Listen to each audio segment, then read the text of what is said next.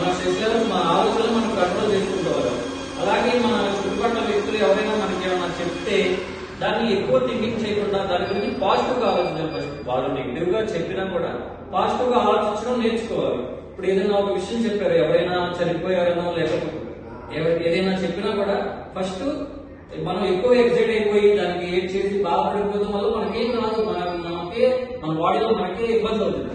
దానివల్ల మనం ఏంటంటే దాన్ని ఫస్ట్ ఆలోచించాలి. ఫస్ట్ స్లోగా ఆలోచించి బాధపడతాం, అందరం పడతాం, కానీ దాన్ని గ్లైకోజన్ గ్లూకోజ్ గా మారిపోయి మన బాడీలోకి ఎఫెక్ట్ అయిపోయి మన ఆర్గాన్ మీద ఎఫెక్ట్ చూపిస్తుంది.